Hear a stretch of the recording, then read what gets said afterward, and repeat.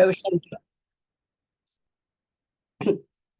Doshin or the way of the Dharma. And so for me, it's a gentle way of sharing parts of myself with you so that you might find some things that you couldn't identify with or get to know me better, and it'll provide further connection. It's this turning myself towards the Dharma that I am most interested in, and the subtle shifts in my thinking that have manifested in a deeper understanding of myself and developed compassion towards myself and others. And I can bear witness to the suffering of others in a way that involves kindness and compassion, and have begun kindly and compassionately witnessing my own suffering so that I'm free of the bondage of self, as we talk about in recovery, and free from the bondage of the three poisons of greed, hate, and delusion. So in January, I received the most beautiful gift from a dear friend of mine in California. And it's a small book. It's very small. I don't know, you probably can't read it, but it's called The 10 Ox Herding Pictures by Daisetsu Taitaro Suzuki. And it's a book that well, the 10 ox herding pictures is it has been published for many years before, and this particular one I think was probably in the 1940s. And the ox herding pictures themselves describe a training path towards enlightenment.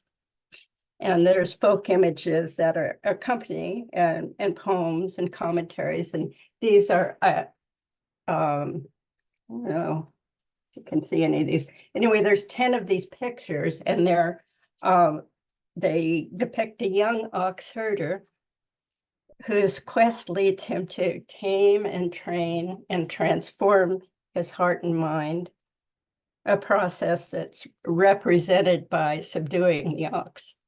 It's a simple book with deep meanings, and has engaged, Buddhist practitioners for 1,000 years. I don't know. So I hope that, if you get a chance to read the about the ox herding pictures or the story, that you can kind of use it. Is an important guide for your own, your own way-seeking mind. As Dogen wrote, we engage in the study of self. The study of self is to forget the self, and to forget the self is to be actualized by myriad things. When actualized by myriad things, your body and mind, as well as the body and minds of others, drop away. No trace of enlightenment remains, and this no trace continues endlessly. So I've come to think about this I that I will be talking about as completely empty. This illusion of Cynthia as a constellation of causes and conditions that form the experience of myself. And I'll give you some background data so that you may be able to identify with some parts of my life, or how both practice and recovery have made it possible for me to turn to the truest parts of myself so that I could actually be sitting here today with you. And I'm 72 years old, and I was born on a Saturday afternoon in February of 1952. And I really wasn't the only thing going on at the time. Eisenhower was just elected president, and the Queen of England was ascended her throne that same year. And what I remember of being a small child was it was confusing for me and hard to piece together. And I've already spent too much time in therapy and untangling this knot of fear and shame and guilt. But from my parents, I learned love. I learned recklessness. I learned to seek isolation. And I learned to care about people no matter what the cost to myself. And with both parents being practicing alcoholics, the atmosphere in our home alternated between sweetness and chaos, belonging and isolating, negotiating, every turn with the question of what will happen next. My inability to develop intimacy with myself and others was already a seed before I was born. And this seed was watered by the alcoholism and their inability to provide the safety, the atmosphere of safety that I needed. So before I'm born, I'm just this little speck of DNA, right? And I'm on my way into an environment full of my parents' disease and karma, and I'm just waiting for these two souls to take over. And it was less than ideal. So I learned at an early age how to detach and how to camouflage myself. And when I was 8 years old, I was hospitalized for what we know now as a dissociative disorder. In those days, they called it crazy. And then, I dealt with depression and anxiety for most of my life. But navigating my way through my childhood was made easier by the presence of my grandma Mary, who lived with us, and she fed and clothed and took very good care of my sister Marianne and myself. And she was tender and warm, and she taught us humor and compassion and to use as our compass in life. And she taught us to laugh until our bellies hurt, and she taught us about love. My family was a real mixed bag of religions. My mother was born a Mormon and then became Catholic, and then she was a lapsed Catholic after marrying my father, who was a fervent Presbyterian, and my grandma was a Mormon. And you combine this hodgepodge of beliefs with alcohol and mental illness, and it's a real recipe for confusion.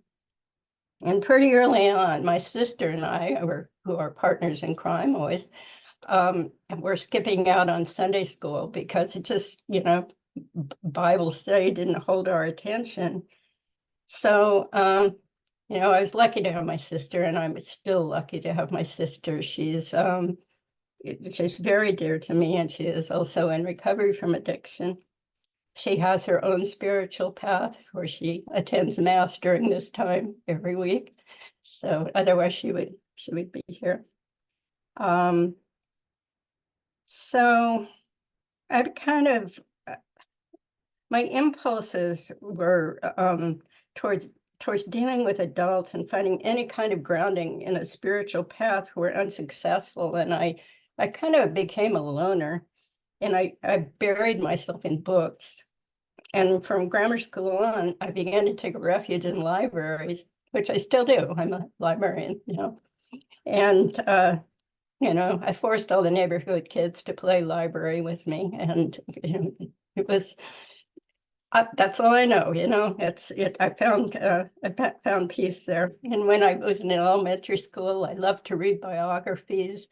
And I read the biography of Albert Schweitzer, and I was so impressed. I sought comfort and meaning in his work.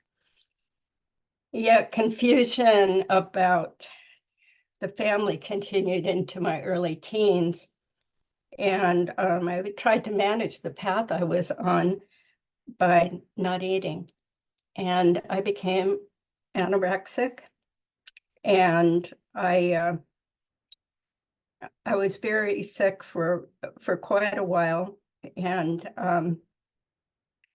but then what happened was it was the 60s, and it was a time where you could take refuge in boys or LSD or pot or alcohol. And I tried everything. I was just out there, and it forced me to eat, one thing, but I found a new addiction. I found new addictions. But I somehow managed to drag myself through school, through college and graduate school at Berkeley. And I also managed to do this while rarely speaking. And I had to be fortified with vodka and Valium to do it at all. And so I was very unsure, and I began to look outside myself for validation. And that took the form of having a string of marriages that were unsuccessful and countless addresses, moving and all the time, and continuing to battle with depression and anxiety. I was always insisting that I could take care of myself. I'd been raised by a Marine Corps colonel who taught me that you tough it out at all cost. And it's still with me. It's not a good idea, but it's something that I work on, asking for help. So I became really comfortable as being like in a caregiver position, and that came in handy when I had children, but it didn't work well for my adult relationships. So I loved more than anything being a mother, and my children became everything to me. But at the same time, I was looking for something to connect with outside myself. And my drug and alcohol use were on hold, and I was happy and thinking clearly for maybe the first time in my life. And I was entranced by people like Ram Dass and Thich Nhat Hanh. And this is where the Buddhist practice starts to take root. My children were small, and I worked at UC Santa Cruz Library, and I won a prize for, redesigning the office space, and they gave me a free trip to Tassajara. And I was like, oh, this is great, So I go to Tassajara, and I'm thinking, what am I going to do here? I'm so used to doing stuff. I don't know how to really be.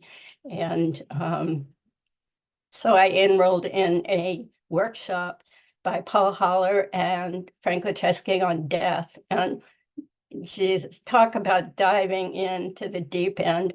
I was not prepared for the seriousness of what we would encounter, and the fact that there were people that were actually dying in the class. It was all very serious, and I sat twice a day, and I had practice discussions with these teachers, and I had a roommate there who told me that I should really contact Darlene Cohen if she would be somebody that could help me with my Buddhist practice. And I really didn't. She encouraged me, but I kept that suggestion in mind. But, I had two small children, and I was in the middle of a struggle with my husband. And after this became a long period of sadness for me, because I had married somebody who would abuse my children, physically abuse my children, and physically abuse me. And I had no spiritual connection other than my half-baked sitting practice. And I was overwhelmed with the responsibilities of being a single mother. And I missed the early signs of my own daughter's struggle with mental illness and drug and alcohol abuse.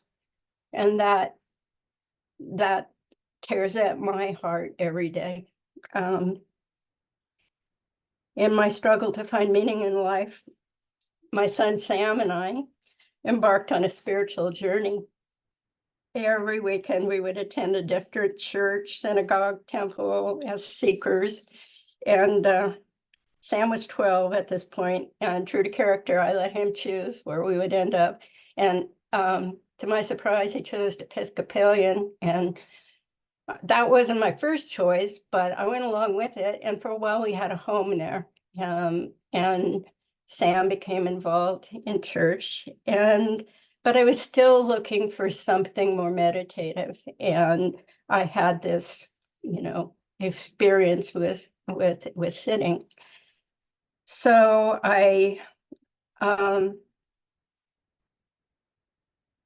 all the while I was trying to do everything I could to save my daughter Lizette. And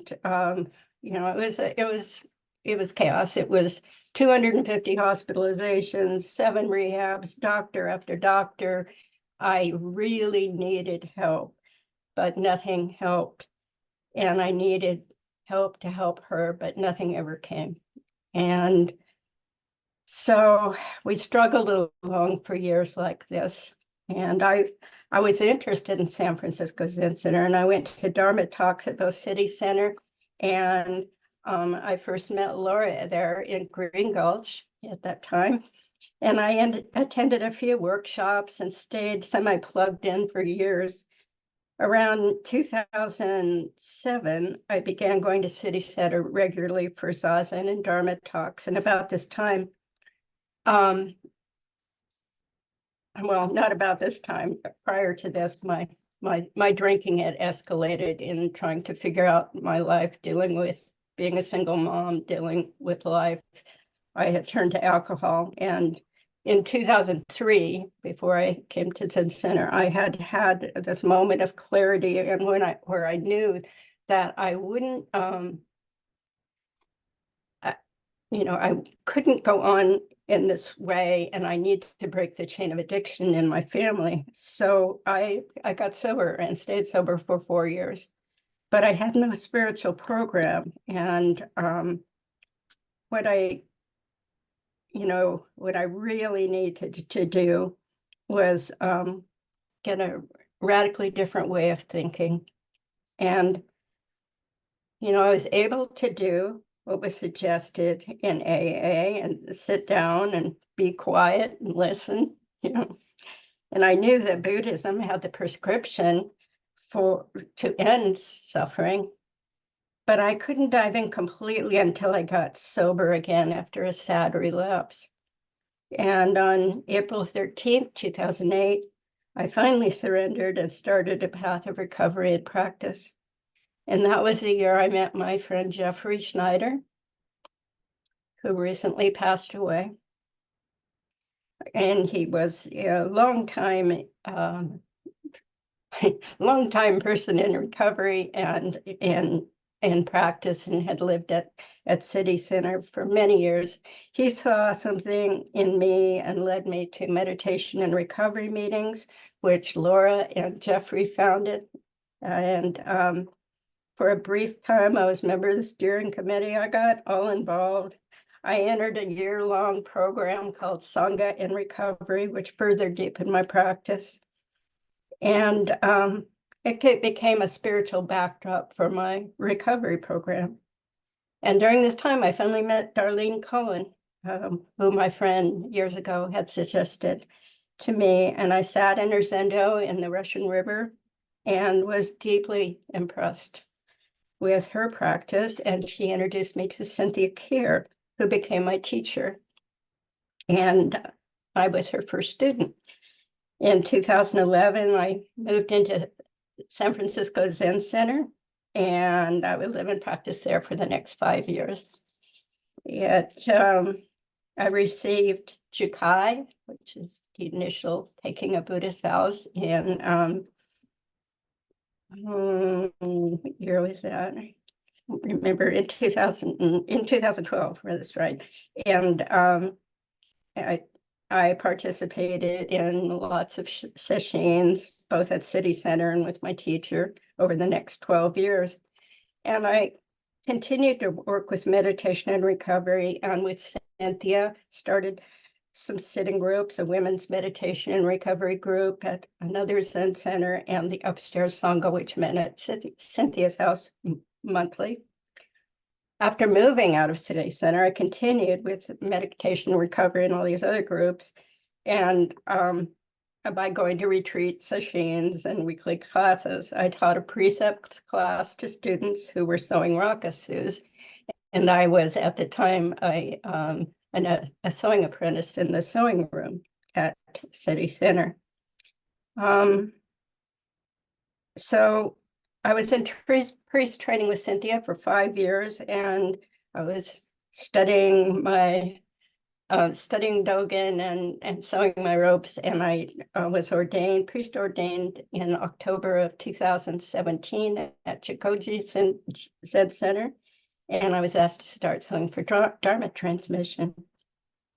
But I was also struggling with my own mind and struggling to keep my daughter alive.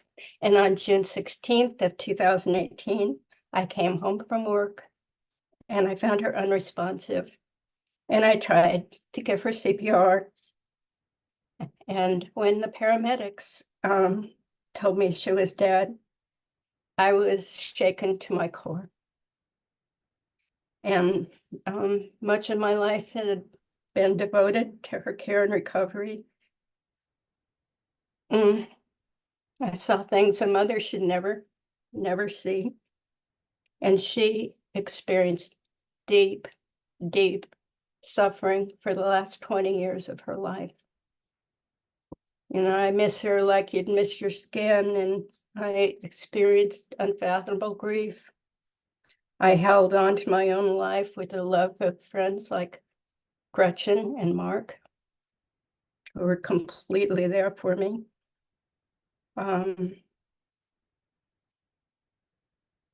And I held on to my own life as it was in San Francisco, but I realized that I needed to start something new. And I moved to Portland to be near my son, Sam. And I've been here ever since. That was 5 years ago. And when I first got here, I was still with Cynthia, and I organized a Zen recovery Sangha here in Portland. And that lasted until COVID took hold, and then we had to, put that on hold for a while. And at this time, I broke with my teacher of 12 years. And in 2020, I began sitting with the Oak Street Sangha, led by Peter Vandersteer. I was fortunate to serve as Shuso, which is the head student for spring practice period. And Kirk and I entered a period of study with Peter that resulted in receiving Dharma transmission a year ago. And this would give us the opportunity to be independent teachers, which we both wanted to do. And we wanted to do it together. We're both entwined by our experiences with recovery and with the bond of Dharma transmission. And we decided to form the Selwood Soto Zen Sangha. And I'm happy, beyond belief, to be able to co-create this space with Kirk and to sit with you. And at this point in life, I am neither recovered nor enlightened. I'm a work in progress. And I've been lucky enough to find a spiritual path that requires me to let all my extra thoughts fall away. This practice allows me to look at myself daily in light of the vows I've taken. It has given me precious moments, like the moment that Eugene O'Neill describes in A Long Day's Journey into Night. He's out at looking up at the moon, and he says, "For a moment, I lost myself, actually lost myself. I was set free. I dissolved in the sea, became white sails and flying spray, became beauty and rhythm, became moonlight and the ship in the high, dim-starred sea. I belonged without past or future, within peace and unity, and a wild joy, within something greater than my own life, a life of man to life itself. For a second you see, and seeing the secret is the secret. For a second there is meaning." Thank you all for listening, and let us have a period of zazen, and then we can come back and discuss.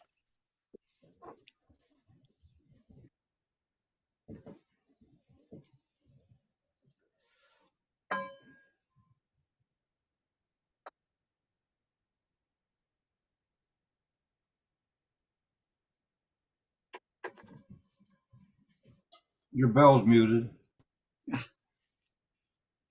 Sorry about that. We're having bell troubles. I use the clackers.